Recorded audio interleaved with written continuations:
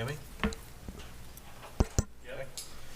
Good evening, everybody. Welcome to the October 23rd, 2023 Planning Board meeting. This meeting is audio and video recorded as well. It's also on Zoom, and the call-in number is 312-626-6799. Meeting number is 9599-814-5933.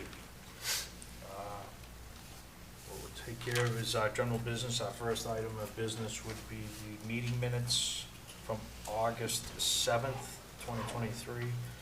Does anybody have any questions or comments? If not, I make a motion to approve the August 7th, 2023 meeting minutes.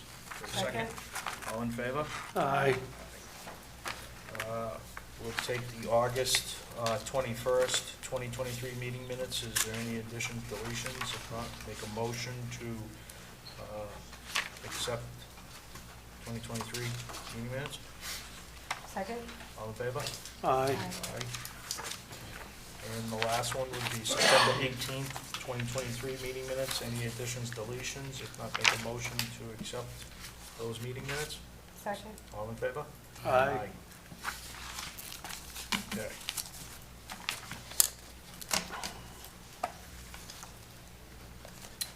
So we'll go to our first public hearing, for the initial public hearing for 10 Kenwood Circle. Make a motion to waive the reading. So moved. All in favor? Aye. Good evening. You want to just introduce yourselves for the record, please? Yes, thank you, Mr. Chairman. Edward Cannon on behalf of the applicant Lasership. I'm joined tonight by Andrew Lee, Director of Operations of Lasership, Paul Olivera from the Haynes Group, the contractor, and remotely Jeffrey Dirk from VAI and Brandon Lee from Kelly Engineering. Okay. Amy, how do you want to do? You want to go first, Amy, or let them present first? We can let them present Okay. a little bit, and then You want to give us a run through Sure. why you're here and purposes, please? Yeah, absolutely, thank you. So, this is the property at 10 Kenwood Circle. Building's been in existence since 1987. The business that's there now has been in existence since 2017. The prior business was a very similar shipping business that the applicant operates. And the applicant just didn't realize, since he was doing they're doing the same thing, that they needed a site plan modification for their use, because it was a very similar use. When this was discovered, they put together, a site plan and have made this application so that the board can review their operation and impose appropriate conditions for their operation. And there were some issues that triggered that in terms of some traffic along Kenwood, some parking issues, which they believe that they have addressed, and I can let some of their experts go into that. If I may, through the chair, ask Mr. Andrew Lee to maybe just give the board a general idea about the applicant and the nature of the business that Sure. they run. Good evening. Again, my name's Andrew Lees, work for Lasership. We run a small e-commerce, small package company.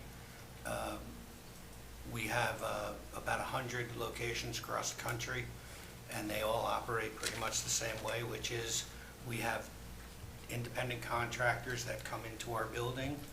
They scan and load cargo vans for the most part, small package, and they, when they drive into the building, they park, they back into a spot, and they turn their vehicles off. We have a no idle policy. They scan as quickly as they can, load their vehicles, and out the door they go. We run in a fashion where it's waves based on dispatch and parameters to the building as to who comes in first, second, third, fourth, so on. In the yard, we have what we call yard marshals. They're parking attendants. They keep the flow off of the street and through the parking lot, so there is a constant flow and nobody's stopped in case of emergencies. Okay, Can I have a quick question? sure. Through the chair, how many vehicles are there at one time flowing? or loading? We have about between 25 and 35 at a time, and there's probably about, and it's based on volume, so there's probably about 150 in total. So Every day. 150, and is that through the course of the day, or an hour, or 3 hours? Or? It runs about 3.5 hours from about 6 in the morning until 9:30.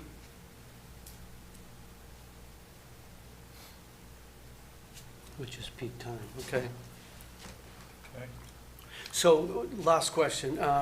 So the first 25, 35 that are coming in, and like you said, you got the marshals outside.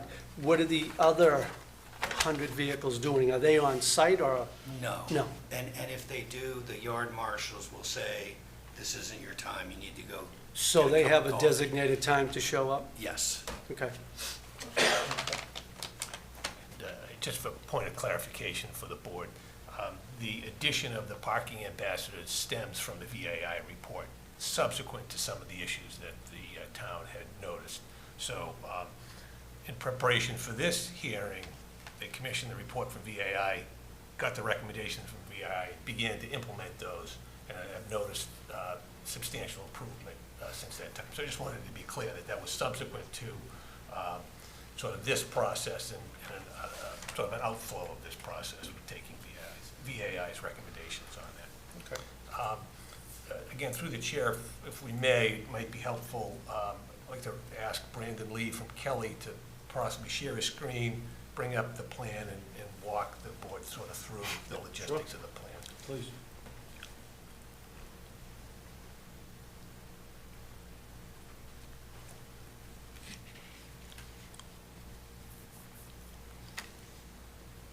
Good evening, everyone. This is Brandon Lee from Kelly Engineering. Can you see my screen of the plan? Yes. Okay. So this plan shows a parking ambassador located at the entrance of the site to the southeast, as well as a parking ambassador on the other entrance on the southwest of the site, as well as a third parking ambassador located adjacent to the loading docks, kind of at the center of the site. Within the purple area, this is the assisted vehicle storage area. I think the traffic engineer, Andrew, can explain the program a little bit more.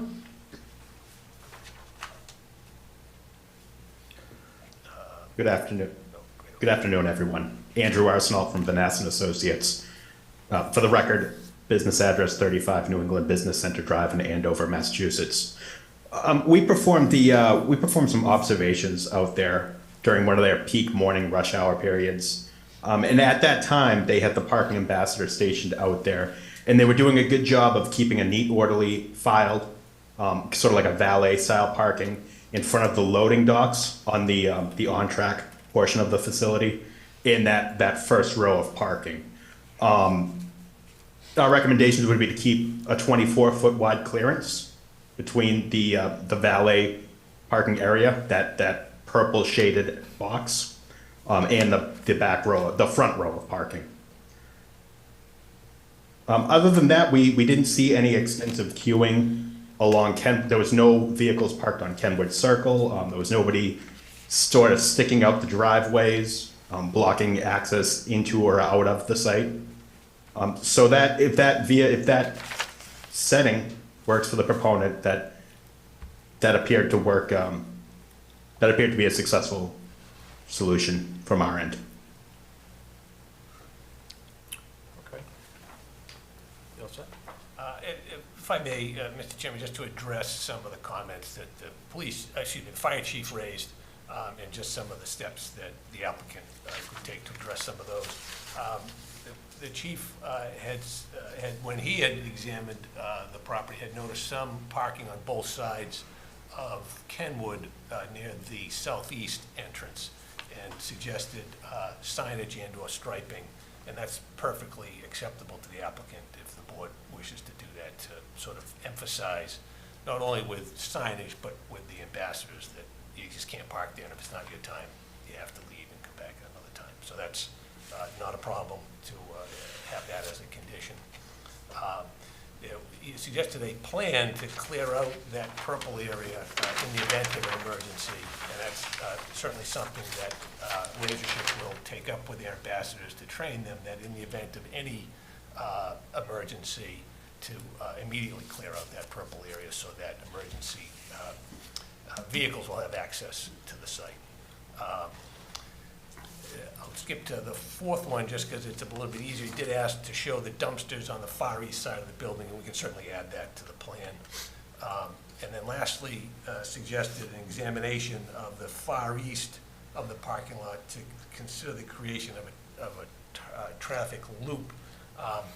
And we would just suggest that would mean some more clearing, more impervious, that the plan that's been put in place now really does seem to be addressing the flow of traffic there and the concerns that were raised. So we would respectfully sort of like to implement these conditions that have been implemented. But the other conditions, or the other issues raised by the chief, we think we could certainly handle.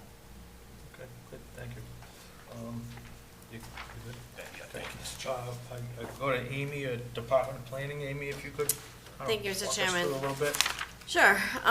This has been raised to the building commissioners. There's been a lot of concerns with other tenants in the area about the parking on Kenwood and about the traffic that this brings on.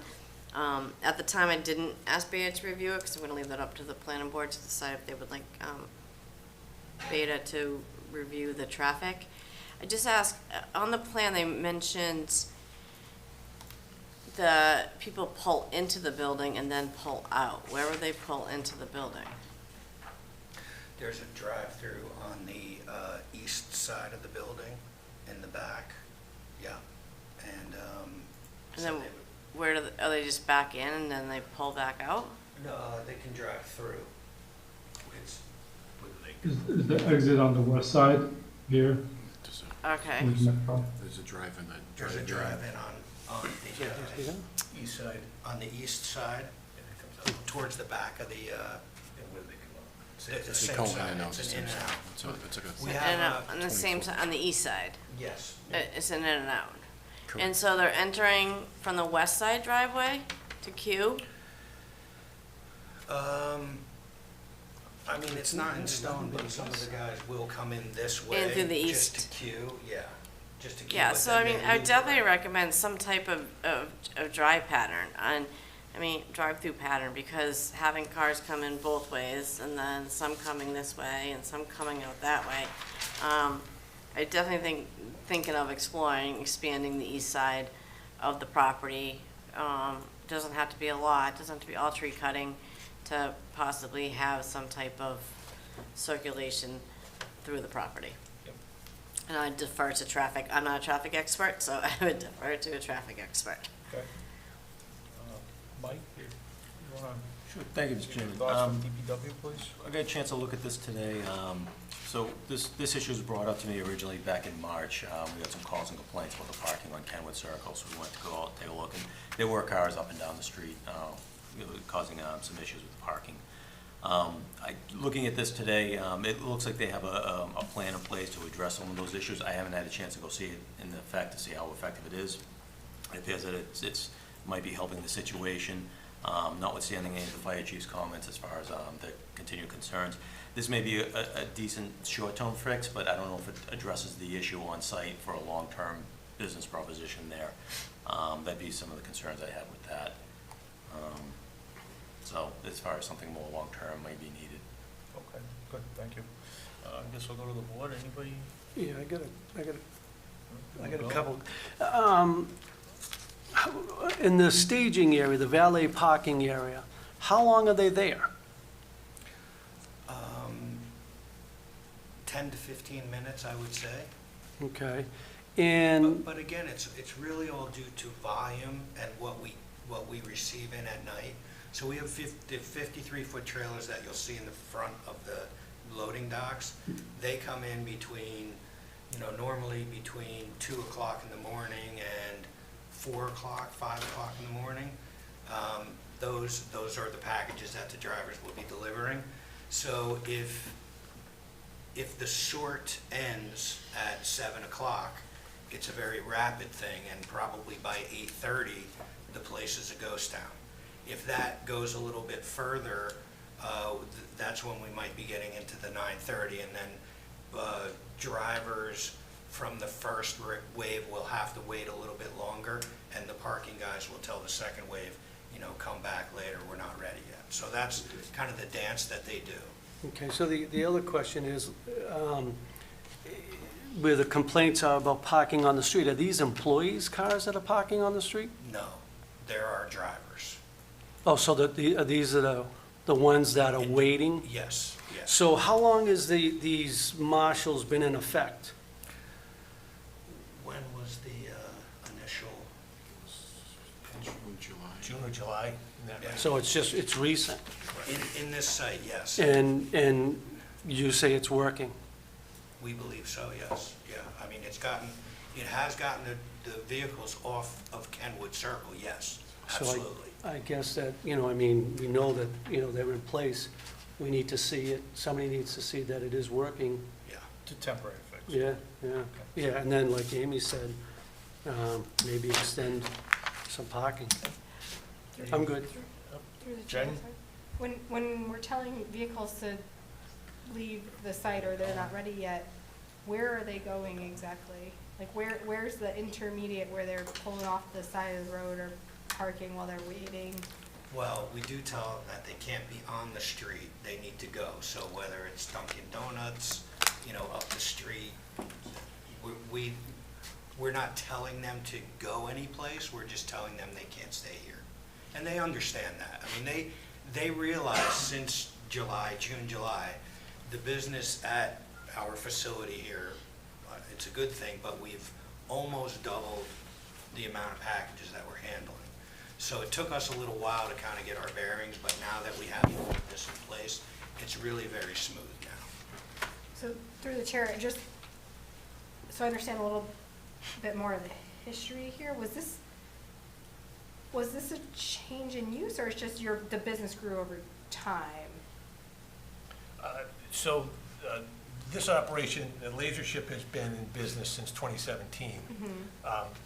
The business that was here prior to them was a similar shipping business. So when they came in, they didn't realize that they needed approval for what they were doing. So when they found out, here they are. So yeah, so they've been at it for a little while, and the business prior to them was very similar. And I don't know how long that business was around. Thank you. Sure. What is the 14, 24, 27 spaces on the far east, that parking lot there? Is that utilized every day, all day? If you go there after 10 o'clock, it's going to be empty. Or there may be 1 or 2 employee parking in that bump out. So the drivers aren't necessarily using that for a queuing The, area? they do. They will stage there, yes. Once that fills up, out. So we do use that. All right, thank you. Yeah, I got a few questions. So you're saying back in June or July, you implemented these parking ambassadors in 3 different locations. And then you're saying it's kind of resolved the issues. However, in the letter from the fire department, it says that they met with you and you implemented some of these ambassadors. But now there's still issues, so it hasn't alleviated the problem based upon this fire department letter. So I guess that's still an issue for me, is that if you're still having issues and still seeing cars parked, then you telling them to leave and come back later isn't working, in my opinion, for reading this. I do have an issue with the fact that you have a staging area in front of, was it 8 parking spots and 2 ADA? So if somebody's coming in and wanting to park there, you're not getting in or out if they're staging for 10 or 15 minutes at a time. And while this was being done June, July, August, September, you're heading into winter. So do you anticipate having these 4 parking ambassadors in 3 different locations out in the middle of winter, standing there directing traffic on a regular basis? And that doesn't seem feasible to me. the previous business, you've been there since 2017, and just realized you need to come to the planning board in 2023.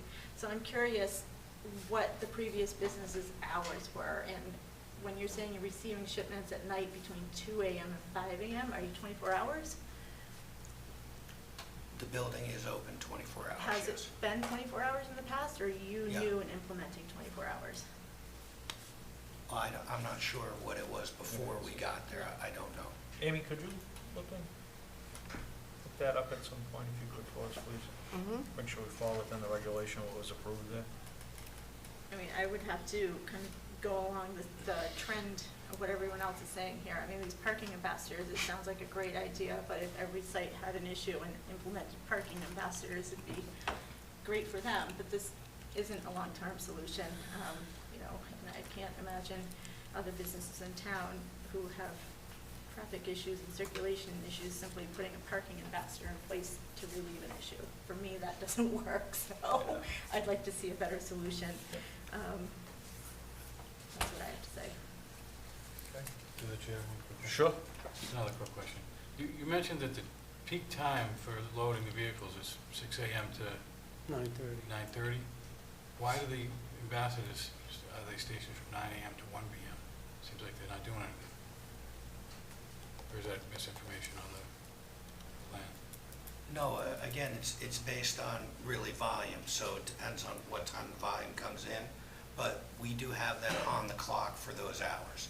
If they're not needed, they just make sure that things are moving. So is And someone go. doing the same parking ambassador job at 6 a.m. or 6:30 or 7 The- in the morning? They are, yes. Yeah, but on the drawing, it says 9 to 1. We 9 can a.m. fix that. I'm just trying to clarify. Oh. I'm not placing blame. I just want to, it didn't make sense to me when I I'm first. Yeah, sorry, yes. We'll make sure the times on the plan Yeah. match the times, in fact.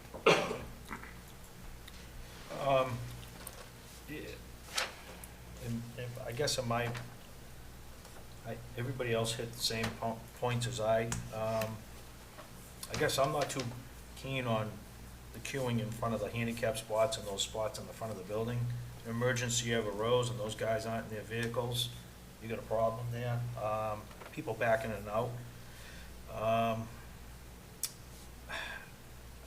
I would rather see some additional paving or something where those other parking spots are on the right-hand side, use that as a queuing lot, and do some kind of ticket system or whatever it is, and they sit there and until the ticket is called, then they pull up to the bay, they get their materials and they take off, but the problem is, you tell them to leave the site, now they're driving around Grove Street, Washington Street, King Street, and not much more traffic at peak times, making it even more difficult for the area, so I think internal circulation, you gotta definitely work on, and I'm gonna probably recommend that we get Beta involved to work with you, just to make sure we get this thing squared away. The other question I had is, you say they enter the building, they drive within the building, is there gas traps in there, Mike, you know? I don't know. Can we look into that too, if they're driving vehicles into the building? Yeah, but you definitely gotta work on the internal circulation. I don't like clogging up the front of the building like that. I think that's a dangerous situation myself for everybody, for safety purposes.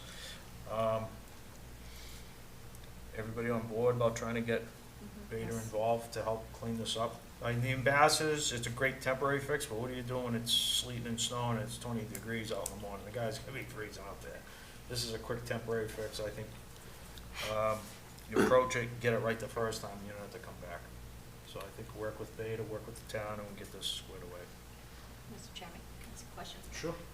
Would it be helpful, I think, personally, that showing more, like Jen had mentioned, like a circulation plan, maybe showing the size of the trucks that you anticipate on the plan and how they move about? I think that would be, That's what Amy Yeah. was saying too, Yeah. yeah, circulation Yeah. plan, a little bit more defined, but I think that'll get worked out with Beta and their group.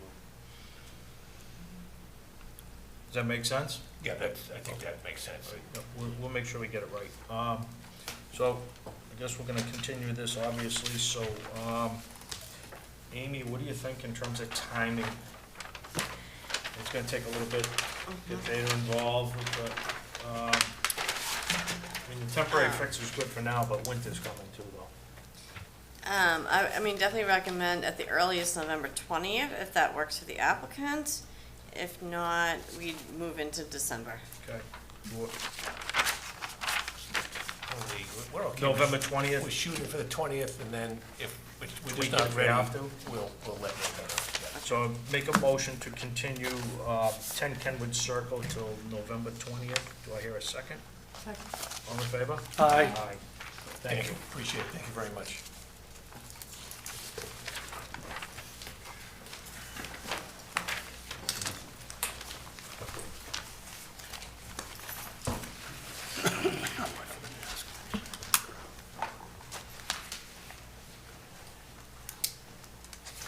That's all right. Yeah, that's all right. Next item of business would be for continuation of 138 East Central Street, site plan modifications. Would you like to introduce yourselves for the record, please? Brad Chaffee, 138 East Central Street LLC, owner applicant. And Rick Goodrow with United Consultants. What's that? You can't hear the applicant. Oh, Yeah, can we get him turned up? Oh. Because I could barely hear. okay. Dylan. Were you too far away, Brad? No, Maybe, he's right sorry, here. Okay. maybe a little shy. Chris, can you hear him? Yeah. Good.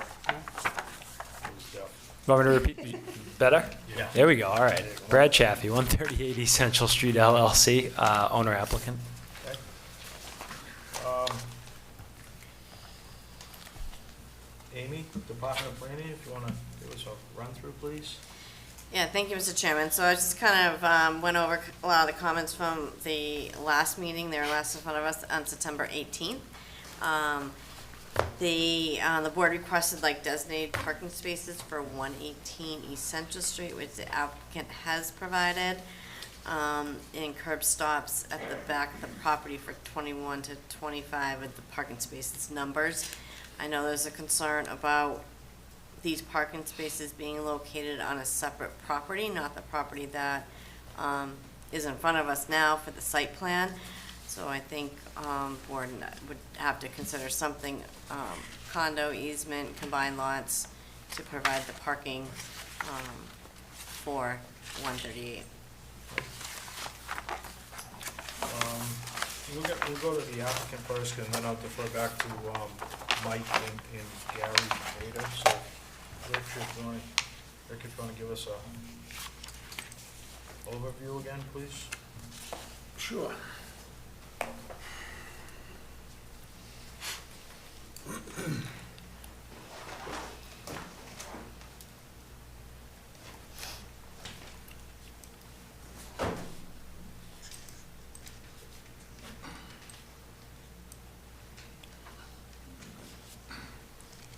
Everyone see that all right?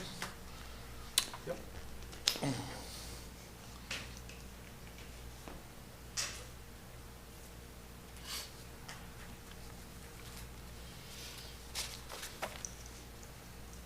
So the site plan is an application for properties located at 122 and 138 East Central Street. Locust plan shows East Central Street here with Cross Street here across from Milliken Ave, just for a point of reference.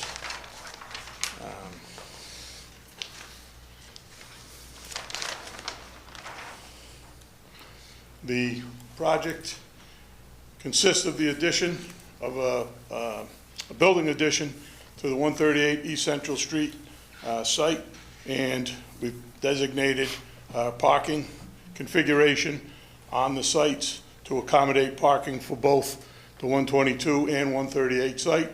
Total of 25 parking spaces is proposed.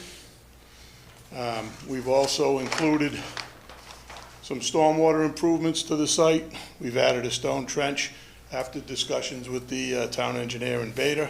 We had originally proposed and are still including an underground system for the capture of the stormwater and discharge into that underground system from the 138 roof. So those are some of the highlights of this site. We can certainly talk about anything else the board would like to. Thank you.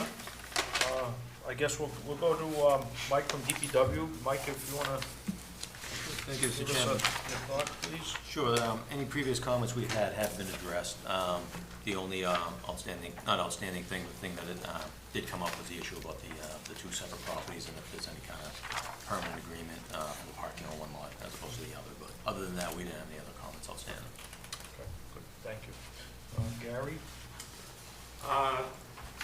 We had a couple of comments, a couple of stormwater comments, but when you look at the site overall, the only thing that was really subject to in terms of was its intent on the bylaw because it wasn't large enough to have to meet the requirements of the bylaw. So when you look at what they did in terms of the redevelopment, they did a pretty good job in terms of the stormwater. I think it ends up being almost 0.6 of an inch of runoff being infiltrated into that front structure. They have adjusted the grades also. Pretty much the parking lot is now down to about 4%, which for a redevelopment is pretty good. It's, at least we're not looking at that 6-7% that we have. Good job. He did implement the change down at down along the lower edge to be able to give us a little bit more stormwater. And I believe there are a couple of waivers that they're gonna have to request, specifically regarding the buffer to the residential lots in the back. They are leaving quite a bit of pavement on the site, on the edges. And Brad indicated that it was specifically just to minimize his maintenance requirements associated with the landscaping. So other than that, I'll turn it back to the chair. Okay, good. Am I not mistaken that they were having less pavement than originally between the two It is sites? less. If I It is remember less, correctly? yeah. Okay. All right. So I guess I'll go to the board first, if anybody has any comments or questions. I have a couple. Sure. To Rick, just so I'm looking at it correct, the proposed trash receptacle area, it's just a three-sided, how are they coming in? The opening looks like it's away, that's why I'm asking. So the receptacle area would be here, vehicle will enter the site here and then access it through here. So there'll be a gate on those three sides as it abuts the building. So he's basically heading head-on parallel to parking spot 21? It looks like you have it encapsulated facing The wrong way. the opening. Vehicle would park in this direction right here. Okay, okay, Drawing Okay. showed the opening going the other way. other way. Sorry, he's asking. Okay. So the opening's gonna be, So if we could just, just make it so Head on. we, Oh, graphically, the existing building line is light gray, so it appears as though the opening to the trash receptacles to the plan south. Is that what you're saying? Yeah. yeah. The other things are, the proposed addition, is that just an extension of the building, or is it a garage, or? It's an extension of the a one-story extension. Right, so it's gonna be It's got its whatever, own separate entity. okay, so you don't know what's going in that section of that building? Or do you? We put a use on here just for, yes, a office / wholesaling use, yeah. We have it on the plan. Okay, and then the other thing is, it says proposed overhead doors. Are they just garage doors? Yes. For cars, or? For camper property use business, yes, just for cars, yep. Okay, okay. Not entering the building like we talked about. Correct, just there, parked, done, no going around, yeah. Okay. Like that. Anybody else? Rick? Not construction vehicles? Nope, this will not be a. Jay, Jen, any questions? Through the chair, where are the trees being proposed? Oh, the back, in that back corner? Yeah, I think you just. Here. So we're proposing a tree in this Oh, okay. location here, one here, and a third one here. Okay, so the front landscaping is otherwise just lawn? And are there any plantings, or is it, Front, yes. Right now, the sidewalk and then there's lawn up front there. okay. That's all. Thanks. Um,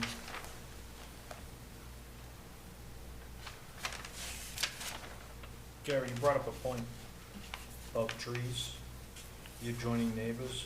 Isn't that heavily wooded? You comfortable? One side is, and one side's a little sparse, and they're proposing a 6-foot vinyl fence on that, along that edge. Okay. Are those trees staying? I believe the trees were going to... Yes, So- the, We have two areas in question. This property line here is a very thick evergreen screen, and a majority of the trunks are located on the abutting property.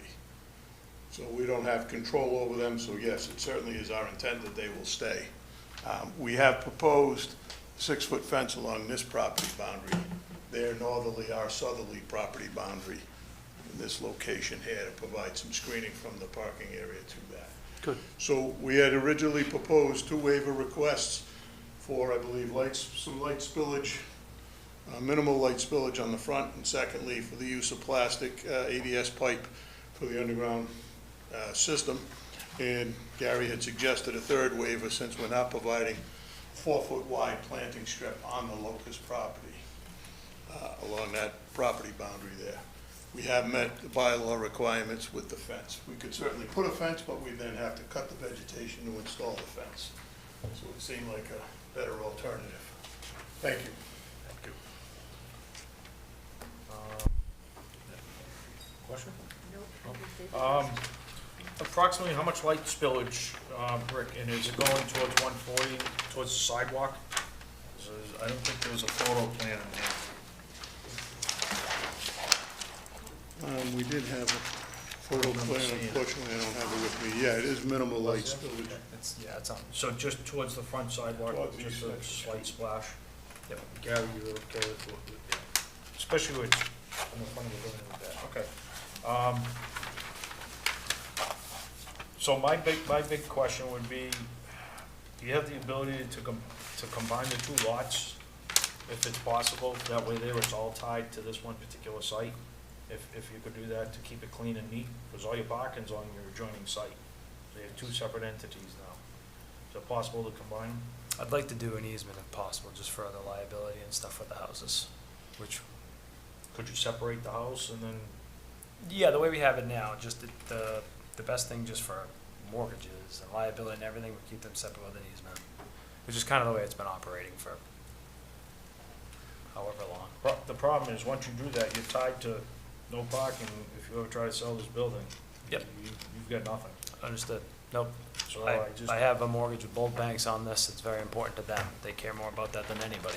Are they So both in the same ownership, LLCs? They're both they in are, the but they same- won't be, just for again, for liability. When you have commercial and residential, something happens at a residential house, they go after the commercial house, so. That's why I was thinking Yeah. separate them. Well, they're separate now. So I want to keep them separate and have an easement related for shared parking, and it just has to do with the liability side of it. It's important. Amy, first? Yeah, I mean, I'm not an expert in this, but with the shared parking, the easement would be giving it to 122, We'd be giving it to 138. 138 to have those few spaces to Yes. park. Yes. Mike? And Jim, and I think if it's a permanent easement recorded against the deed of the house, I think that stays with it permanently, so that will always be there at the registry. So that would, I'm not a legal expert, but I think that would take care of that issue. I'd be happy to put a condition on, like before, it's something that's very important to us, to my mortgage companies and stuff. So aside from that, it's something that they will. Well, yeah, because your drainage for part of one site is on the other site. Yep. So it's, you're tying 2 together. That's why I asked if you could combine one and separate the house individually. That way there, it's one continuous piece, but I get it, but 10 years from now, when not here, and you go to sell, who knows if it's gonna slip through the crack, that's all. What do you think? What they're proposing Yeah. is Yeah. a solution. As long as it's legal, we just want to try. Minimum lot size anyway. You start. You wouldn't be able to meet Oh, the I minimum know. lot size for the house. I know, I I just, think if they can work with the town attorney to review whatever it is you're Yeah, no proposing. problem. and I make sure it think, meets just to make expectations. sure we're making the right Yeah. decision, that's all. Yep. That's my only thought. I have a couple As well as properties for with yourself. yeah. I say a couple of properties we have 100-year-old easements that talk about teams of horses, Yeah. and they still hold. So I won't go down that path of that, but. Volumetric. There's more green. Yeah, it's just, me personally, I was just trying to keep it clean and neat. No, I appreciate So that. it's all one parcel, that's all. But Willie had. We've gone a lot. Yes, through the chair. Little concern about the snow storage. You're going to put it in the two front lawn spots, and then with the parking lot in the back, you're just dumping it to the back rear. And then behind the building, is that just a concrete pad you're putting it at? And then in the corner by the vinyl fence? So I'm sorry, what was that again? The snow storage on the front entrance, the two lawn spots. Yes. Lawn areas. Yep, And then where the parking spots are, you dumping it where, along the, we have excess parking spaces that we're proposing to utilize for some snow storage.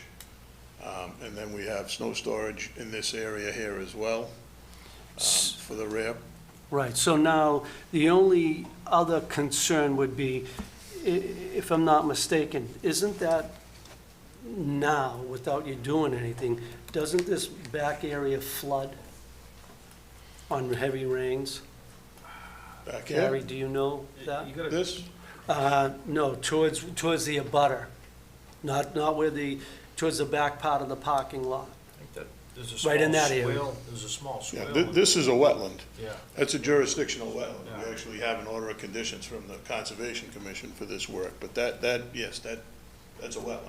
Okay, So there is flooding in that area. It is a isolated, depressed area, Right. isolated vegetated wetland. okay. So I was just concerned that if you're not putting snow that way, so now when it melts, it's going to create that problem of flooding or, excess water. Yeah, so what we've done is, with the reduction of the impervious in the watershed, we're gonna actually be sending less surface water to that Okay. area. But again, it is a wetland, so it's sensitive to Yep, what we yep, can do yep. with it. Mr. Chairman, just a suggestion, if there's concern about how much snow is being stored, I'm sure the applicant would be okay with saying that snow will be removed on roll-ups. Absolutely. we'll make that one condition. Anything else? Is anybody in the audience or on Zoom that has any comments or questions about this? I don't see anybody, so it's the board's pleasure. Close the public. Make a motion to close the public hearing? Good, okay, I hear a second. Second? All in favor? Aye. Conditions, Beth? So, I think there was a third waiver request, if someone could just repeat what that one was, so that you have all three of them, listen three. Spillage was one, light And spillage, then the piping, the pipe, and then I thought there was HDPE. a mention of something about trees or something, in the back. The back buffer was divided up. Okay, So it was waiving. getting a fence. Yeah. Well, Well, no. even the other one, yeah, it's not, Yeah. we don't have the 4 foot of width. But there's plenty of. There's plenty of Yeah, trees on so the back. waiver to waive the requirement of, Sure. That, just that one tree line. did you write it down for me? So L1 is L1, the this one, okay. comment that Gary had brought up for the third waiver. That's helpful. Actually, Oh, got it, okay. All right, and then we've got and then we'll work with the town town attorney attorney for for the, permanent easement for Correct. parking to 138 East Central, and snow removal. Snow will be removed from the site in excess Yep. during snow events. Just a quick question, when do you want the easement in place? We typically kind of say like prior to pre-construction, have the easement in place? yeah, as long as it's teed up That work? before anything starts, Okay, right? Yeah. Okay. Do you want me to repeat those again, or? Yeah. Motion, okay. Yep. All right, just read them each. make a motion to accept the following waivers to allow the use of PVC and HPDE pipe for roof drains and underground storm water storage area In grassed areas. in grassed areas. to allow site lighting to exceed past the property line as shown on the photometric plan. And, let's see, applicant waive or remove pavement necessary to provide the required 4-foot screening, right? Yes, okay. Got that right. And then, let's see, I think that's all of them, right? And then work with the. Oh, sorry. Easement. The Work easement. for the permanent easement for parking to 138 East Central Street with the town attorney prior to start of construction.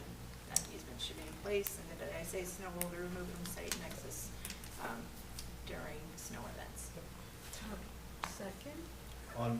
All in favor? Aye. Okay, motion to approve the site plan modification for 122 to 138 East Central Street. Second. All in favor? Aye. Thank you. Thank you very much. Appreciate it.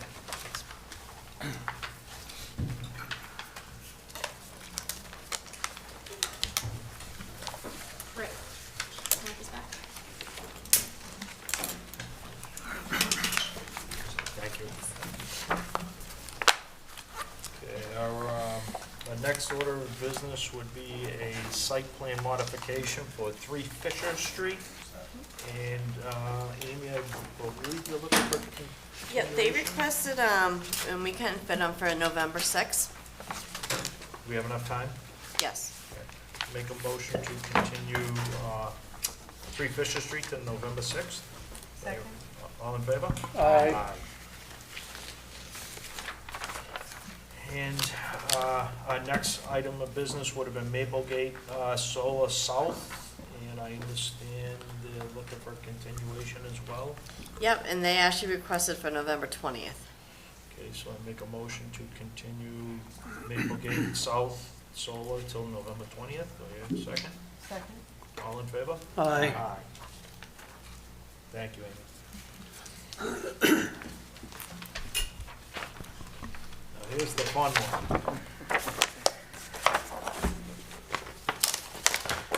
We got, you want to introduce yourselves for the board and for the record, please, and for the audience? Thank you, Mr. Chairman. For the record, Doug Hartnett, Principal with High Point Engineering. Joining me this evening is the applicant's representative, Brendan Pellerin from Berkeley Partners. And to my left, Dan Mills, Principal with MDM Transportation, our traffic consultant. I believe online as well on Zoom would be Connie Loop, High Point Project Manager, and Andy Ramirez, Vice President for Development and Construction with Berkeley. I'm going to try to figure out how to get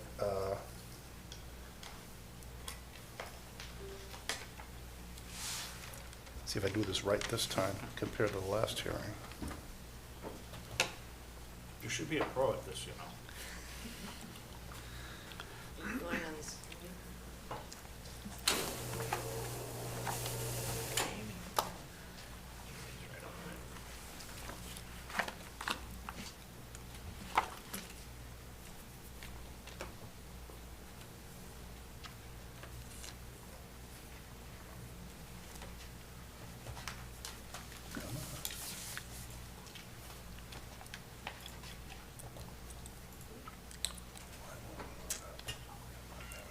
So, actually, Doug, while you're working that, we'll go to Amy first from Department of Planning. We'll get Amy's Sure.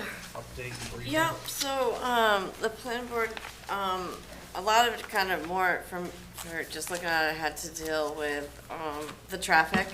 The planning board, I requested the applicant upgrade the vehicle detection system at Washington King Street, which could be a condition.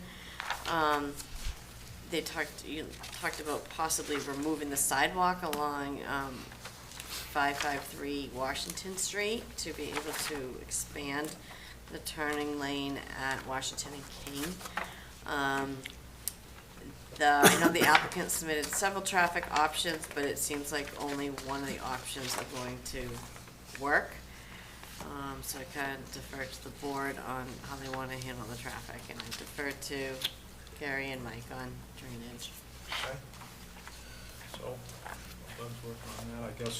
We'll go to Mike from DPW first. Mike, if you could help us through this one a little bit. Thank you, Mr. Chairman. So, All of our previous comments were addressed. I know Gary's been working on some drainage issues. I'll defer to Gary on any remaining comments that he had on those. I'm in agreement with what his comments were. And then the other issue is about regarding the traffic, and the opportunity to present some information there. Just to touch base on my concerns about the traffic at the intersection of King Street.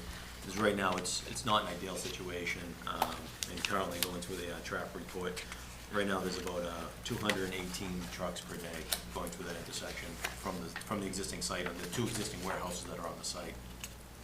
With the proposed development, they'll be adding about 180 more, so it's about an 83% increase in trucks going through that intersection. So the alternatives that they did provide was a little bit of an improvement to the existing condition, but I don't think it fully addresses what the needs there are. But I think the other alternatives which do address those do require private property takings, which they are not in control of, neither is the town. So that's kind of where that situation sits right now. So that was my biggest concern, the amount of trucks coming through that intersection. So you, correct me if I'm wrong, you just said 218 a day right now, and the additional 160, was it, or 180? From the initial traffic report I was going through this afternoon, there's the existing truck counts coming out of there is 218 trucks per day, and the proposed new warehouse will add an additional 180 truck trips per day, for a total of 398. Pretty substantial. So it's almost double Yeah. the amount of trucks going through there. So I just wanted to point that out. Okay, good. Well, while we're on a roll, Gary, if you wanna, I know there's a lot to consume, so. There is a lot to consume, and I'll try and condense it as best I can. But the answer is they have brought pretty much the stormwater in compliance with the bylaw, treating it as a new development, so they are gonna provide all of the infiltration, all of the static storage required under the bylaw requirements. We're still looking for a couple more details, primarily the inlet control structures and the outlet control structures on the subsurface systems. But other than that, they have pretty much answered and responded to all of the comments we've given. Looks like they've knocked down quite a bit of your internal side, yeah. Yes. Yeah. Yeah, the internal site, for all intent and purposes, is pretty much Pretty close. completed. A couple more construction details, but you're not gonna see any more layout changes in the internal site itself. And I saw the parking notes and all that, Yeah. they're working through all that as well, so that's good. Yeah, they still have the waiver associated with the parking. Correct. All right, so you. Think we're good, Mr. Going Chairman? out? Sure. So, being that you've gone to staff for us, to kind of cut short some of the discussion points Yeah. that I was going to raise. Oops, I got to get myself down to, we were just going to briefly discuss some of those site plan changes, but I think Gary's spoken to that, and we can bypass that at this point for the board's benefit.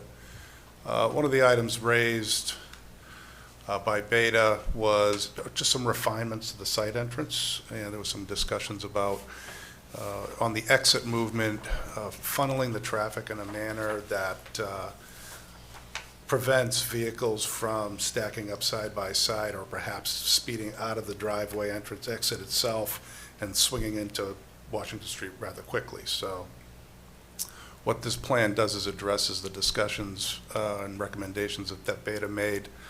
The blue represents a kind of a concrete rumble strip, which would guard the nose of the center island and would provide an area for trucks' rear wheels to track across as they enter the site, coming north on Washington Street into the site driveway. And what you see in the orange-red is a mountable curb.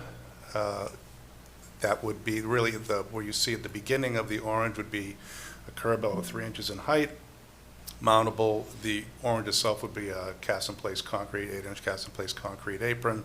This will help channel the traffic to a stop sign and then allow normal-sized vehicles to just exit right or left as they leave the property. The mountable curb in concrete allows trucks to track if they need to in order to be able to leave the site while still maintaining full position within the southbound lane of Washington Street. and therefore not resulting in any conflicting traffic movements with the northbound traffic coming out of the driveway.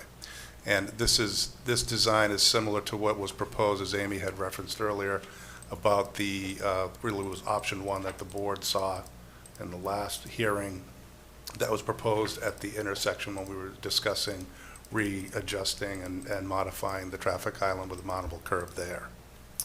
So that's the proposal now. Just one more item. We did meet briefly, gave the Conservation Commission an update last night. We continue to keep them informed. And we expect, once we resolve all the site-related issues with Gary and his team, that we would seek a closing of that meeting and a vote, hopefully in early November.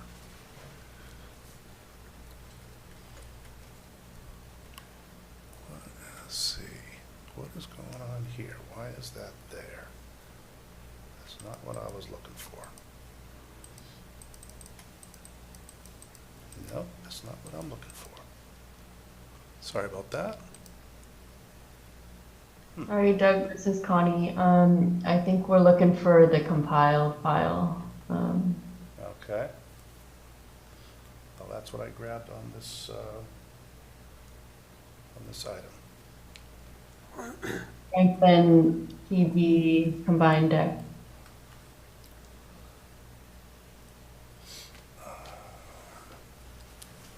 Sorry, Dan, I have to check something. Are you going to the Washington King Street plans? Just give me a second, I want to make sure I can have the right thumb drive. Because I put them on the website. Oh, you did? Yeah. Oh, Yeah, if it was the ones that you guys sent with the 4 options for Washington and King, they're on the website. You have I that? downloaded what Connie sent us. That's great, yeah. Is that the same thing? I think you may check that all my files may be in there in the bottom. Okay.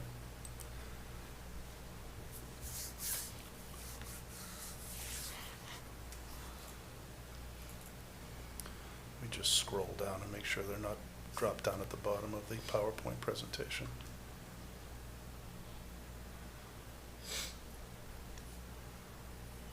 No, Okay. I guess not. Okay. Amy, did you want to, could you? I would have to hook up over there to Oh, put me alright. up there. We have it here, Mr. You got it? Yeah. I didn't know, yeah.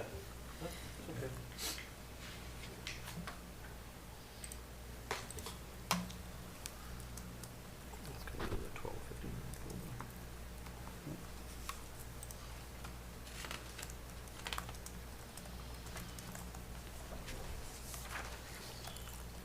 Not seeing it yet. Okay. There we go. 1259?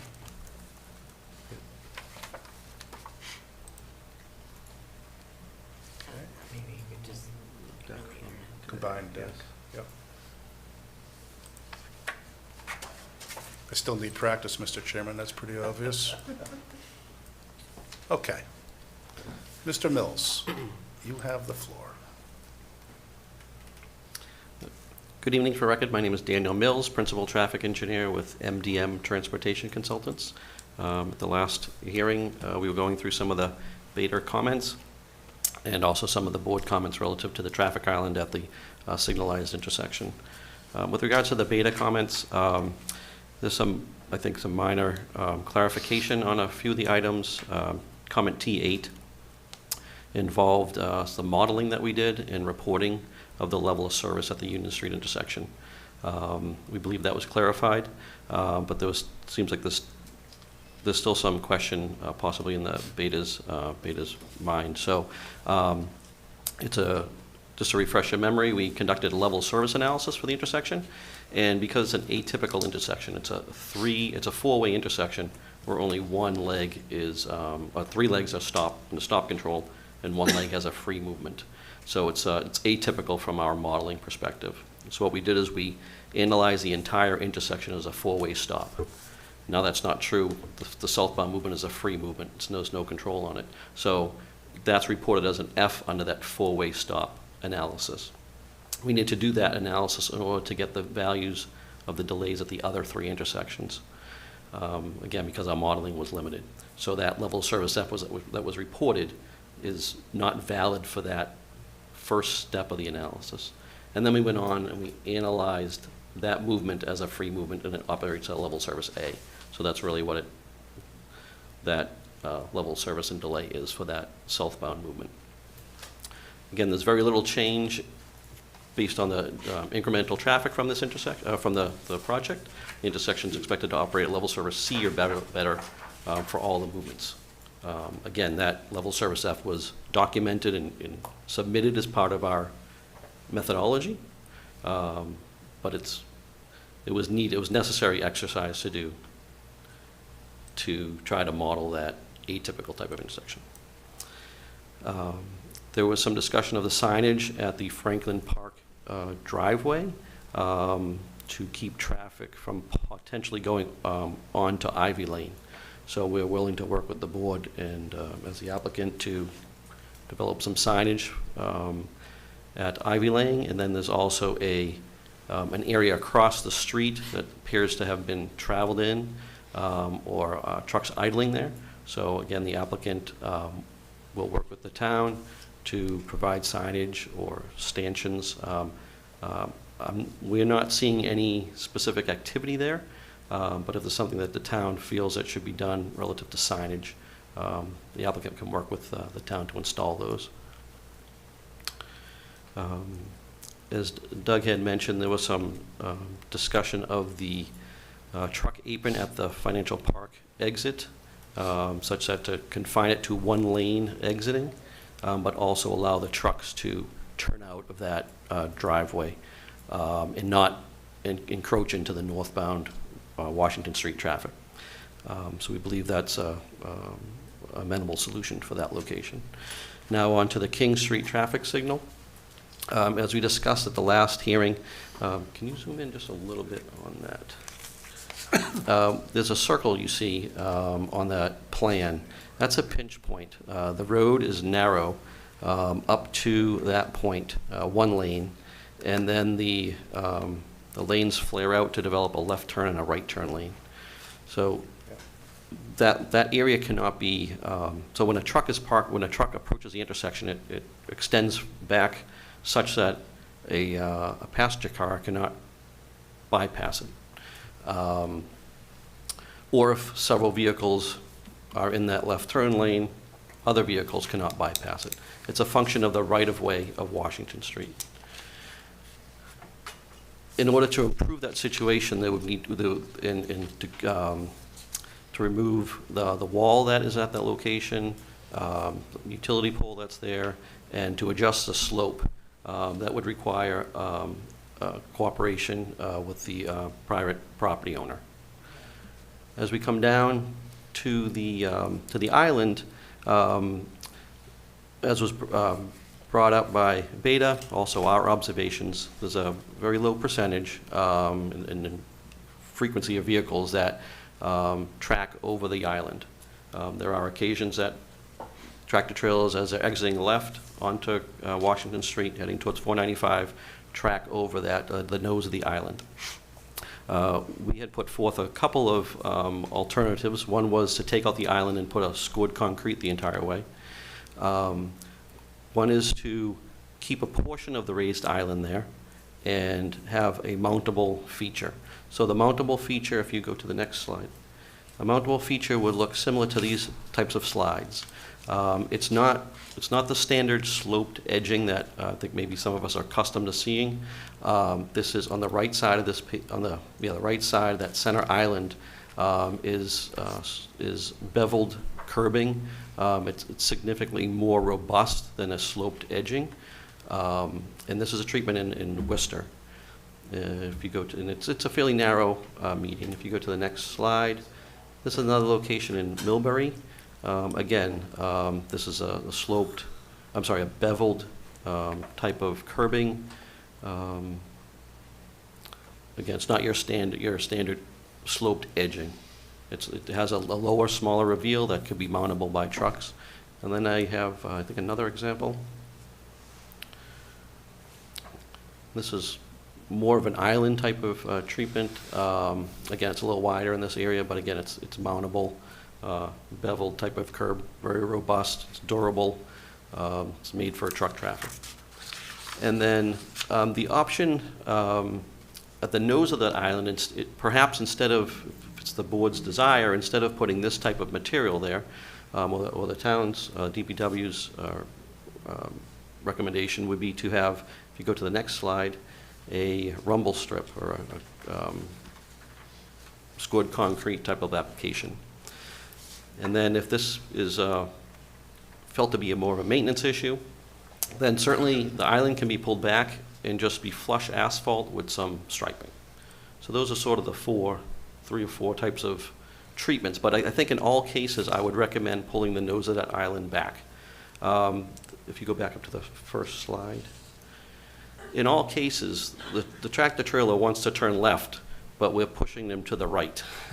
So it's just the alignment of the intersection. The nose of the island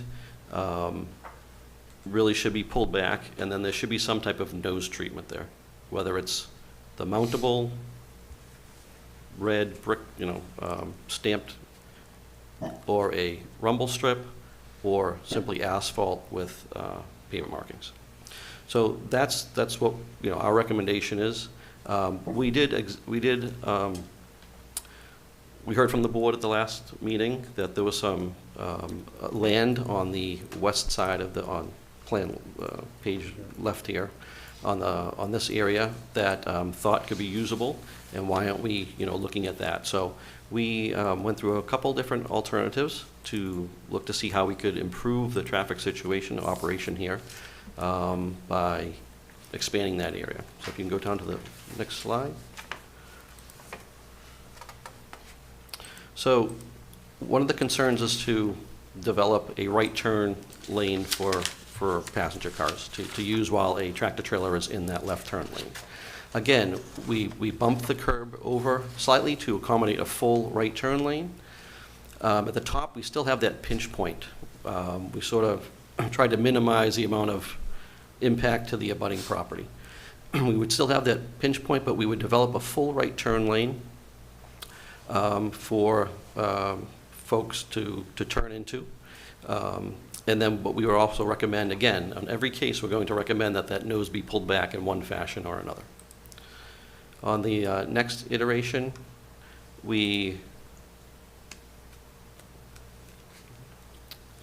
really tried to maximize the use of that lane. So we took out the sidewalk. We fully took out the sidewalk on that area. We pushed that right turn lane over further. The unintended consequence here is that by pushing and utilizing that area, we are extending that pedestrian crossing distance. We're extending the pedestrian time required to cross there, which is not an ideal situation. We really want to keep those pedestrian crossings as short as possible. This would, again, have the same impact as the other two options, but we would still have the pinch point at the driveway. We would still have a slope. We would still need to do some slope grading work at the driveway. And then again, we would still recommend that the nose of the island be pulled back in some fashion.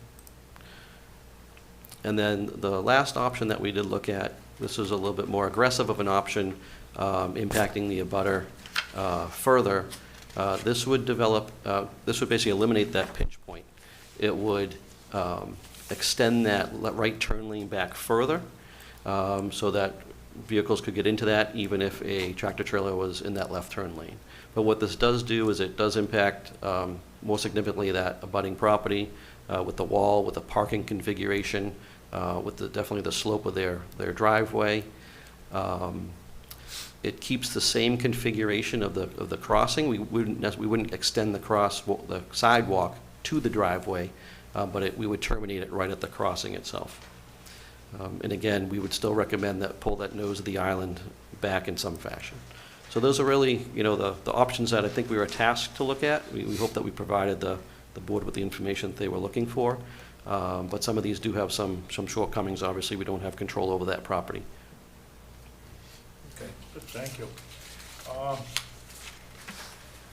Before I go to the board, I'd like to hear from Jacqueline, if Jackie could give you a professional opinion, because it's gonna be a valued one. So my opinion on the concepts provided, or everything? What would work? How's that for a loaded question? I know what would work, but I don't think we're there yet. Right, yeah, I mean, looking at all the concepts, this would be the best of them, because it does eliminate that pinch point, you know, just in terms of the safety and traffic operational concerns that we brought up from the beginning. So the pinch point would be removed. They would be able to better turn at the intersection. You know, they would time it accordingly. This really takes care of what our concerns are. The initial concept that they keep coming back to really doesn't address much. It's minimal. So this would be the ideal one, even if they were taking from the other side of the property a little. If we were revisiting those other ones, it still would not eliminate the pinch point. However, it would also be a good option.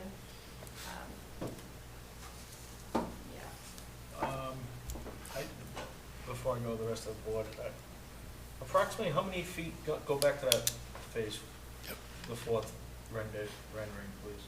Yep.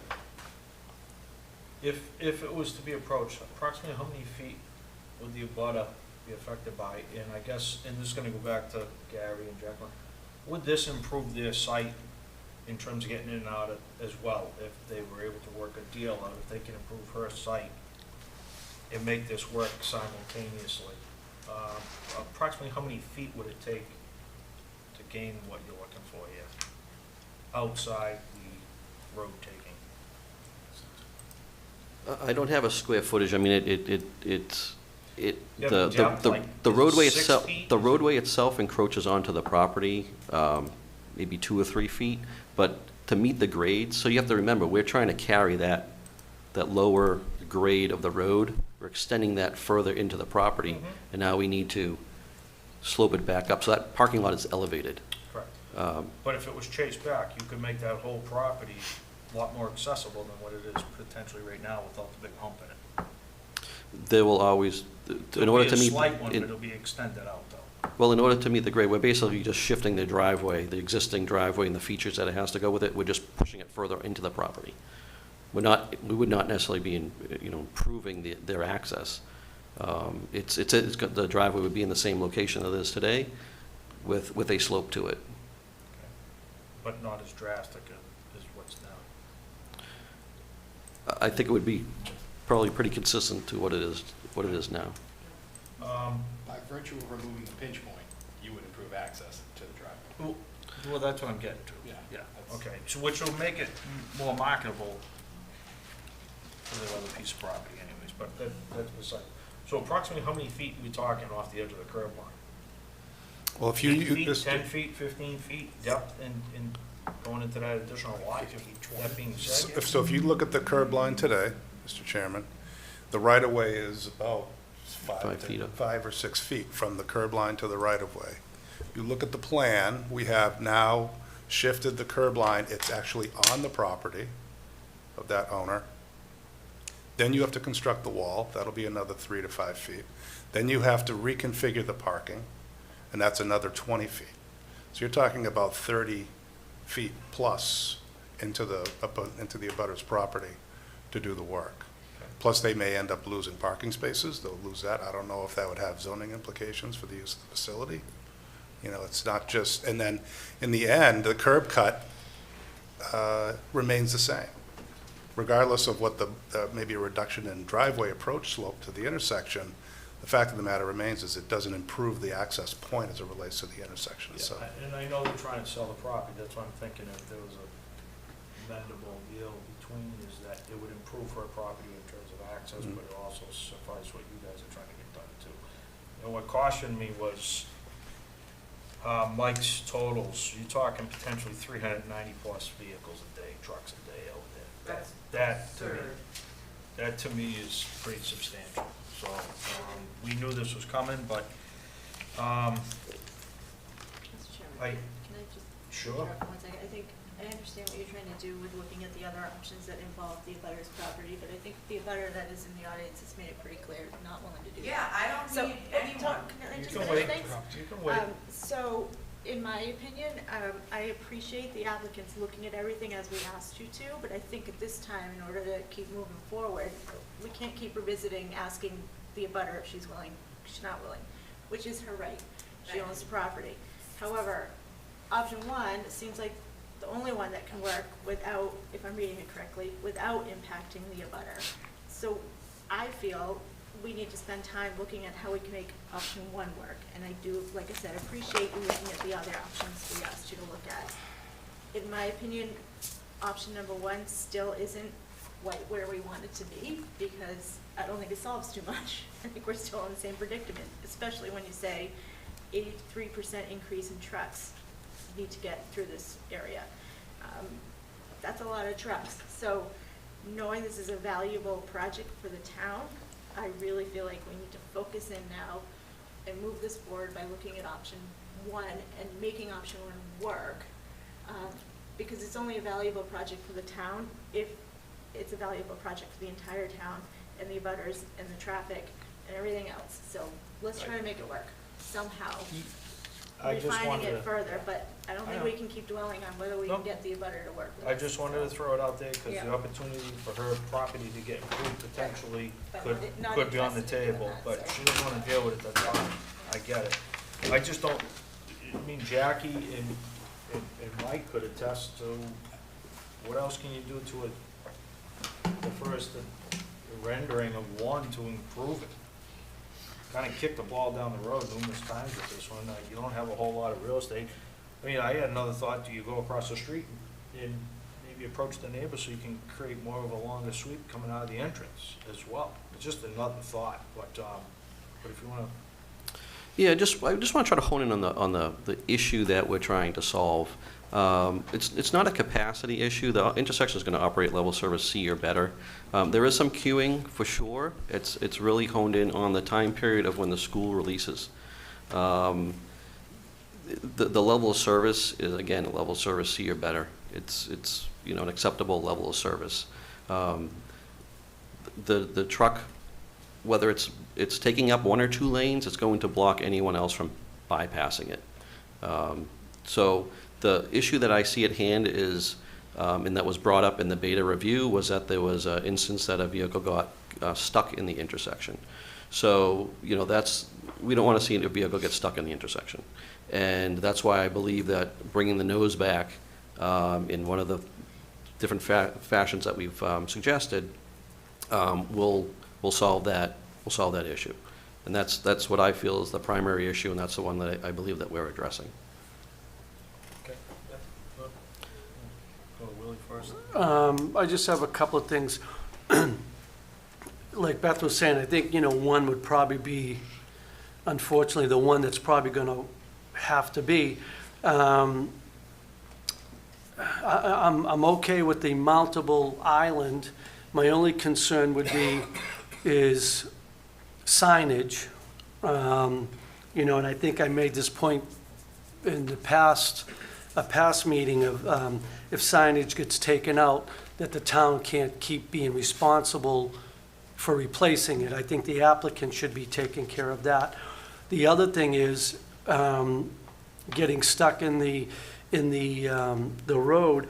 We need to address the traffic light, the queuing of the traffic light. If we're increasing this up to 83% of trucks, how many trucks coming out of that facility every 5 minutes? And how many vehicles are going through that traffic light from Washington Street now? And those are, 53 feet long. So if you get 2 tractor trailers there, the car behind those 2 tractor trailers isn't going to make it to that intersection, and it's just going to keep, backing up. So the traffic light needs to be addressed for queuing by all means. Go ahead. Yeah, so right now the detection at the intersection is malfunctioning, and that was something that the applicant was taking on to resolve that. But at the same time, the DPW had requested that we use a different type of detection, going from an electrical type of detection to a video type of detection, and the applicant is willing to do that. We think that will improve the operations that you're seeing today out there. It's not an efficient operation because the vehicle detection system is not working properly. So when you say video, so when a truck pulls up, the video, it's being recorded, then it changes the light? Correct. Okay. That's very common. That's Yeah, well, I mean, it's, like I said, something has to be addressed of that traffic light changing rapidly. If we're gonna increase this by 83%, vehicles coming down that road aren't gonna get through that intersection. It'll see it coming. Okay, good, that's good. Okay, Jen? Through the chair, in the interest of keeping this intersection but beyond safe, especially with the increase in number of trucks anticipated, on a different topic, I'm still gonna keep coming back to these sidewalks. I think it is a major safety issue, the fact that the sidewalk just ends on Washington Street, and now we've got this increased number of tractor-trailer trucks sharing the road with pedestrians and cyclists in the middle of the street. And I'm wondering what could be done either as a part of this project or even a financial contribution to this project to get us closer to executing what is planned for the sidewalk continuation, if not all the way down the street right now because of impossibilities or challenges of drainage, at least to or past the site where the majority of these trucks are coming in and out. That continues to be one of my concerns in this area of town. Mike, did you want to chime in on the sidewalks? Because I know you were working on it. As far as the current status of that project, so we have some funding available for design work for that section of sidewalk from the intersection of King and Washington going up to 495. So our plan is to go to have someone come in and help us with the design on that next year, and then be looking to maybe construct something the following year, depending on available funds for that. Construction funds are a separate issue right now, but we do have design funds available for next year design work. So I think the earliest you'd see something the town pursue would be probably construction season in 2025, Okay, assuming we have the funding. I know it was in the pipeline, I just want to make sure. Okay. Yeah, that's fine. I don't know if there's anything that can be done to accelerate that. I'm just concerned with something like this coming online before that is complete. That's all. Okay. Thanks. Jake? So I guess I'm gonna try to enunciate a little bit better concern with the intersection. So 398 cars or trucks a day, that's one truck every 2.5 minutes. And assuming the light cycle is a minute, so a lot of trucks sitting there. So that pinch point is gonna come into play for a fair number of those light cycles. And it just seems to pose an avoidable inconvenience for a lot of people going through a fairly significant intersection in town. So I hear everyone that Plan 1 seems like to be the only achievable thing, but it's going to leave this intersection a lot of people pretty angry that they're sitting waiting back at Washington Street when they can't make it by a tractor trailer that's just blocking this lane. Essentially eliminates the purpose partially of having a turning. So I understand the difficulties gentlemen are facing out there. I have total sympathy for that, but I still don't think anything. Look, I understand the complexities and the range we're talking about to implicate, to put scenario 4 into play here. I'm not saying it's any walk in the park, but anything that leaves that pinch point there is going to leave the cars queued up behind this fairly frequently. So even with the intersection maintaining a level service C, I think that it's going to be something that's a hard pill for people to swallow when they're sitting there looking at that open turning and not being able to use this. Sorry, sorry, Betsy, you've had your hand up for a while. I just wanted to clarify one thing.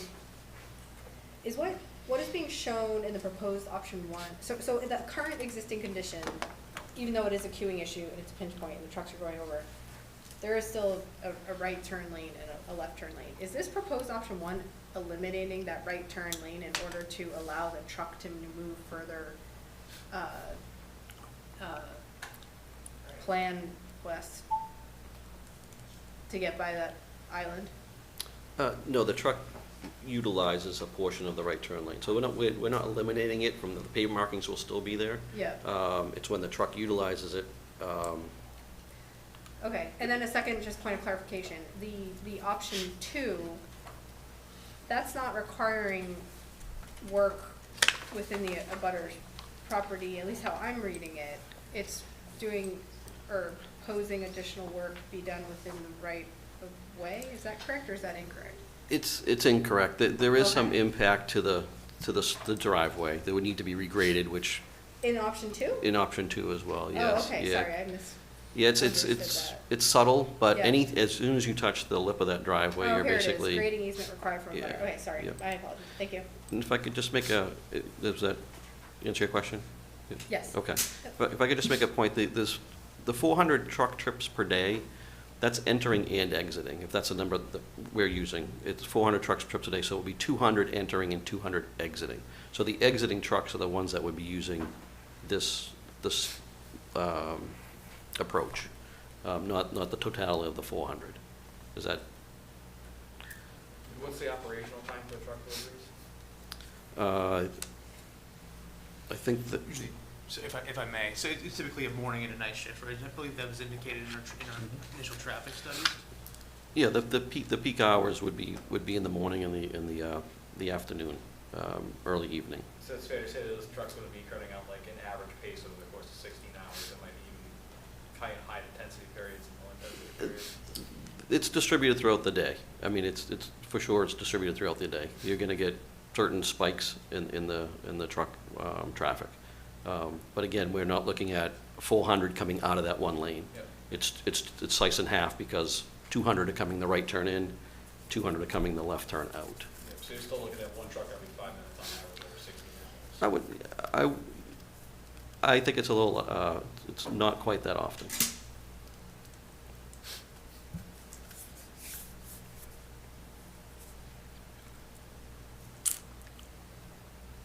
Okay. Are you in bed, Jay, Jay? you good, or you still Yeah, it's calculating? every 5 minutes. Okay.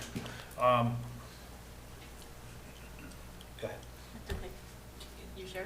Yeah, I'm Just gonna wanted- defer back to Mike. Just wanted to clarify what I had said before. Well, I would love to see option 4 work. It's not feasible. We know that. Option 1, in my opinion, isn't feasible either. But it's the only option we have to work with. So we've got to do something to get this to a point where it is feasible, which seems like it might not be. So I'm stuck on that. I don't know what to do. You know, it's, what is the solution is, I guess, what's going through my mind. I don't know at this point, but I don't feel like any improvements have really been made. And a little clarification for me, when I'm looking at your letter, High Points letter dated October 11th, it says, very last paragraph, MDM recommends the implementation of improvements depicted in Plan 1, along with the proposed replacement of signal loop detection system with video detection as previously committed to. These improvements will improve the existing traffic operations at Washington Street and King Street. However, then I go over to Beta's letter dated October 18th, and in their last paragraph, they say MDM is recommending the implementation of Plan 1. As previously stated, the Plan 1 concept does not address the safety and operational concerns related to the intersections and provides minimal benefit. I'm thoroughly confused. Does it improve it or doesn't it improve it? So, I mean, I feel like our traffic engineer is telling us Plan 1 doesn't really solve the issue, but I got a letter from you guys and your traffic folks saying it does improve the operations. So, for Jacqueline, your review does also take into consideration the signal loop detection system, or is it just strictly Plan 1 with the improvements to the intersection? Well, for that, I was saying just based on the plan Okay. edits. Yeah. So do you feel if you also implement the changes to this, with the video detection, that there will indeed be an improvement in this intersection that will increase the safety, or no? No, I mean, their build analysis had the video upgrade incorporated already in. Usually you'd have like the build and then the build with mitigation to show the improvement, but it was really just kind of already included the advanced video technology. So so it wasn't the detection, I'm having trouble with words tonight, I'm sorry. That's okay.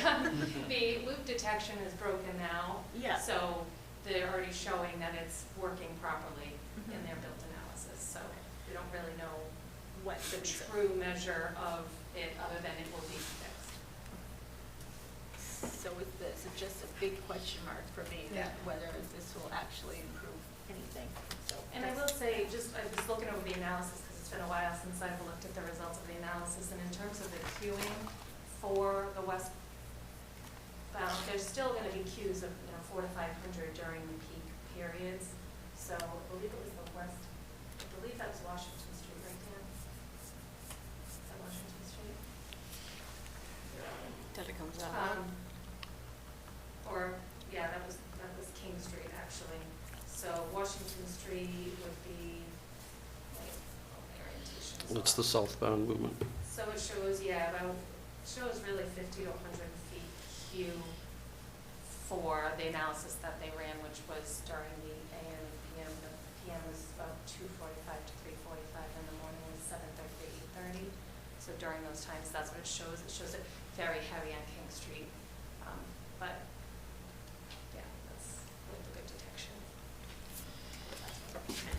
I'm good.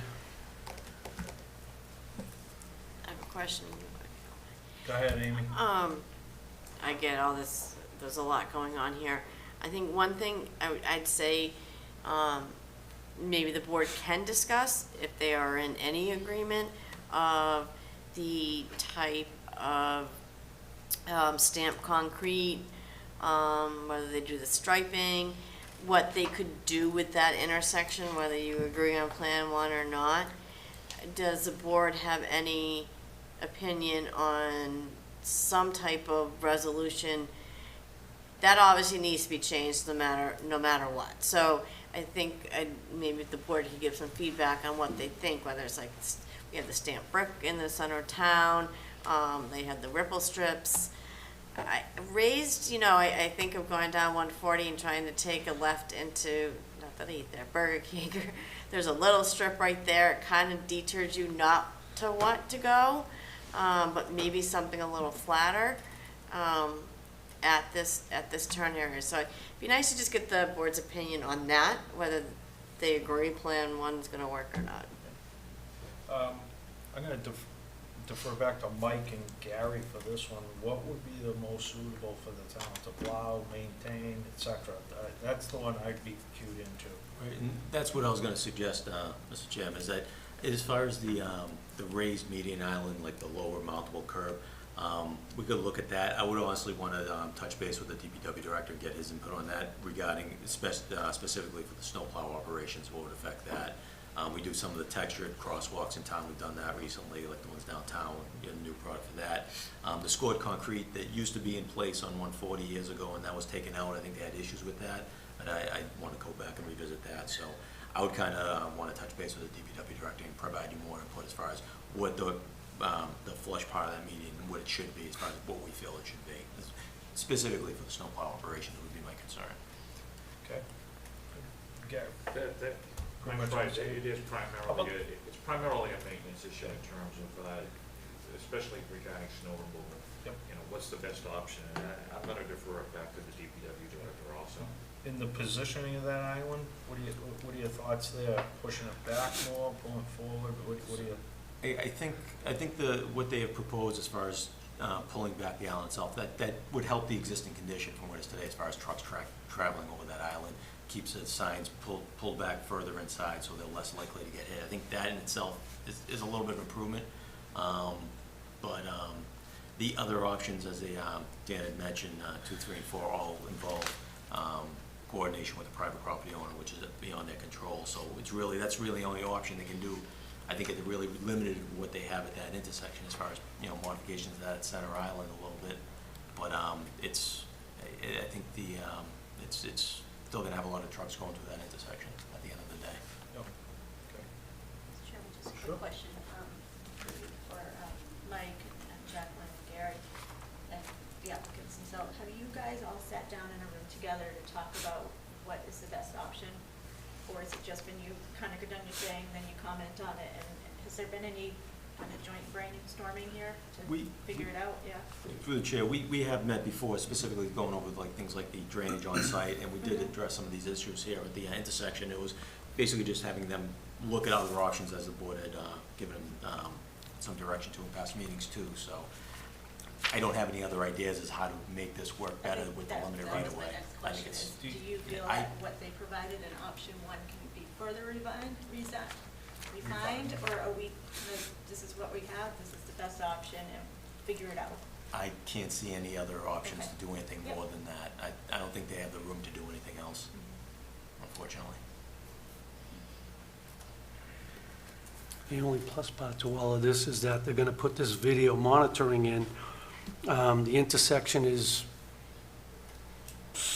working now, and if there's no monitoring system there working. So if I can address that, so when it was originally built a few years ago with the traditional loop detectors in the pavement, those tend to break over time, sometimes sooner than later.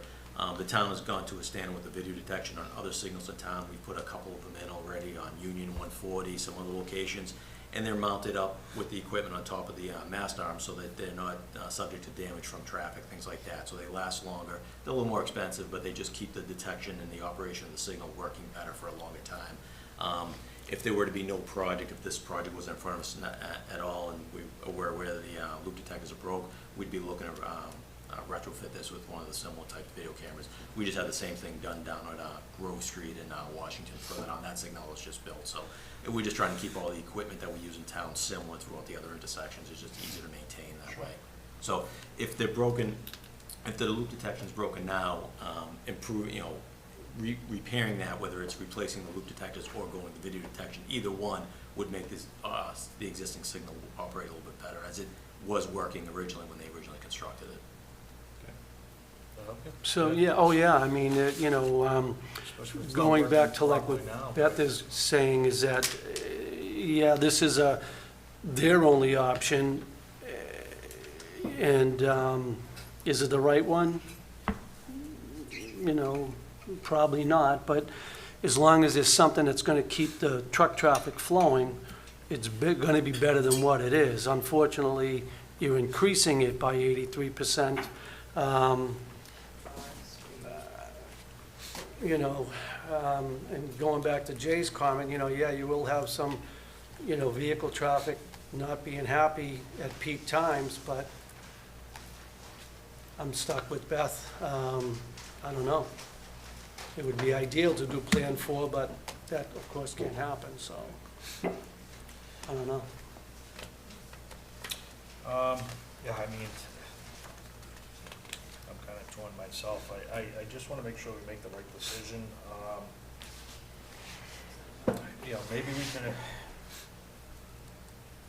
Maybe we can address this based on period of time, number of trucks coming and going if there's a problem. I did mention at one point in time, maybe the building's too big with too many docks. Try it, see what happens. You Open can't- game to this one, that's the problem. If it doesn't work, we're just gonna have to throttle it back. The situation worse. Yeah, That's well, my concern. well, that's what I'm saying, that's why I'm throwing it out there. It's an option, we've done it before, if something doesn't work, you come back and Yeah, but revisit it, but we this is get a gain out of it, that's the whole thing. You can't change this one. If you I know. revisit it, you can't. Well, you'd have to cut back on the amount of What do you trucks do? entering and Yeah. exiting the building on a daily basis. You can't do that. Do that. Yeah. No, we got one crack at this. Yeah, you can't. Well, it's I'm just throwing it out there as a suggestion. Should, want to go to the Yeah, audience? yeah. Okay.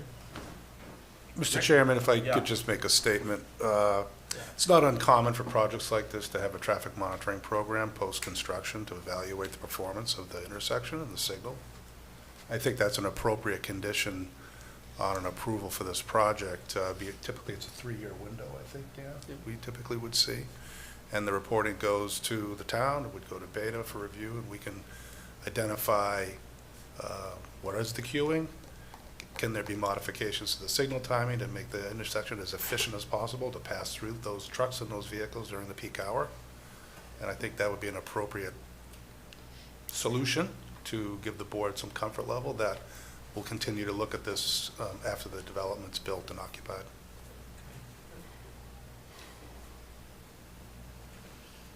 Well, we're not gonna close tonight, anyways, but it's just another thought. Go to the audience. Do you have comment? If you want to approach them, yeah? I certainly do. Just This is an approach- absolute no. My approach name them. is Maureen Sullivan. I am the resident at 871 King Street. I am one house before the corner. I also have a double easement onto Washington Street. I own the property at 553 Washington Street. There are 2 lots. They are not currently for sale, and I honestly do not need any advice from the town or anyone else to tell me to let them do their improvements. I have the plans from when the first trucking company was put over there, and they wanted to give me an easement over land that I have already owned and sold to the charter school for 18 feet in and 62 feet long to take that wall out again. All that electricity and those lights that were put in, the town paid for all of that. What a waste of money. You're gonna take those sidewalks out now. Those sidewalks were put in for Jefferson Remington School. I don't know if the Department of Education or how you do schooling, transportation. Sidewalks are staying. So basically, Plan A, number 1, is working within There the- shouldn't be any plan working at all. No one within- in that neighborhood wants 380 trucks Working- traveling around that little They're tiny working corner. within the confines of what they have, so they're gonna assess it. So,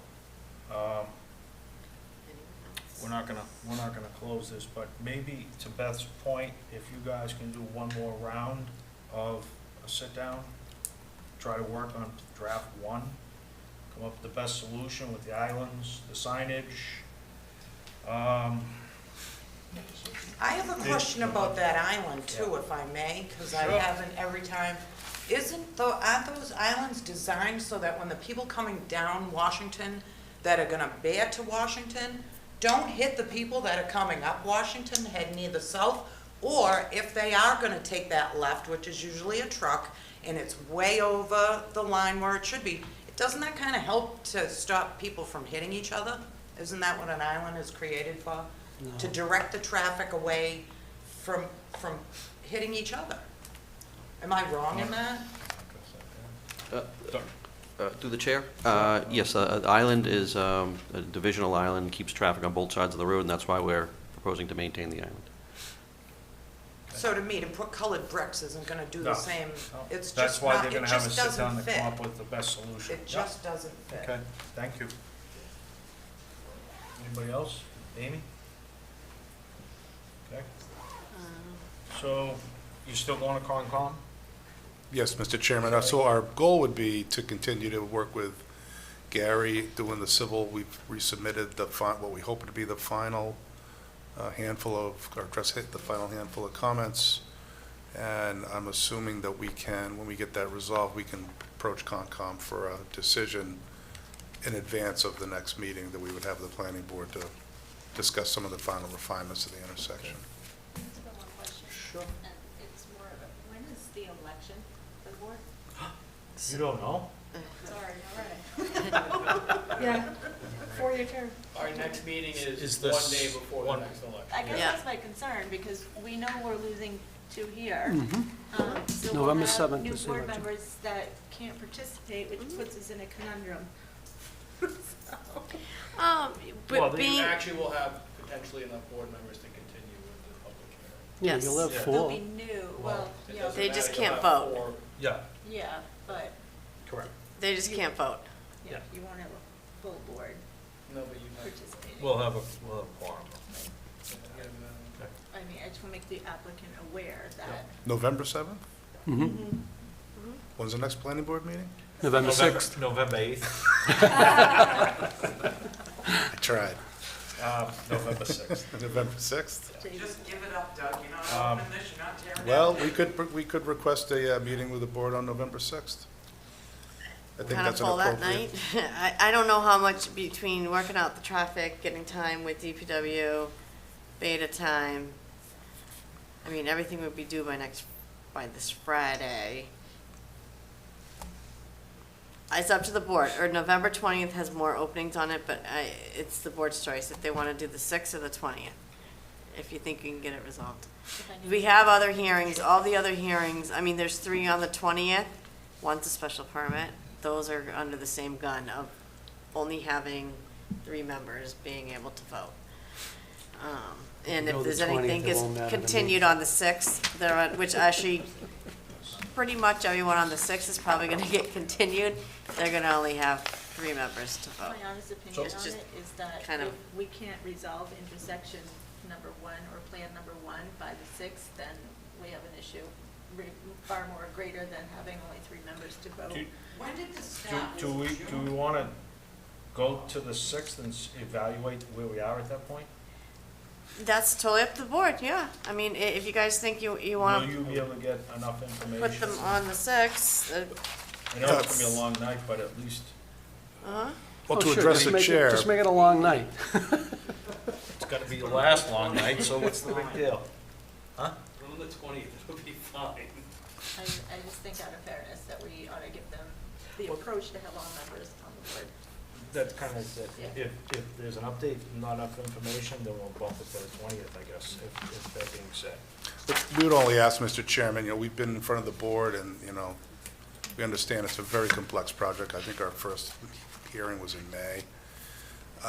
We hope that there's enough minor detail that would allow the team and Beta and DPW to work collaboratively to maybe fine tune this thing and then perhaps it's a conditional approval of some sort of, if it's the board's will, to tie up any loose ends on the 6th, if it can be done at that point in time. I can't guarantee we'll have everything done, but perhaps if Friday's the deadline, we'll do our best to get in what we need for Friday. We only ask for perhaps a little bit of latitude if it had to leak into the following week, just because of everybody understands what we need to do, and it's really not that much in terms of working through some minor adjustments to what I think everybody agrees is the option 1 solution. I think one thing through the chair that would help, and maybe playing off what Beth was getting to tonight, is in agreement on, or at least consistent conclusions between the professional traffic engineers. I think right now it's really hard for us to make a decision because we aren't qualified traffic engineers, and we're relying on the information handed to us. And so having inconsistencies, perceived inconsistencies or verbiage between the reports is making it really difficult to understand what really the conclusion is. And I think being aligned between the parties on that, for me at least, would help tremendously, because we know that all the other, bullet lists, the exhaustive back and forth beta of the site and everything have been continually improved. So I think that alone would help make a big difference. I think that's why we're gonna have them do that last round together. Yeah, but in terms of what they're trying to Yeah. get to Yep, yep. with that last Correct. round, that would help. Yep. Thank you. Thank you. Okay, so I make a motion to continue to November 6th. Wait a second. Second. All in favor? Aye. Aye. Thank you. Thank you. Thank you. Motion to adjourn? Make a motion to adjourn. Second. All in favor? Aye. Aye. That was quick. That's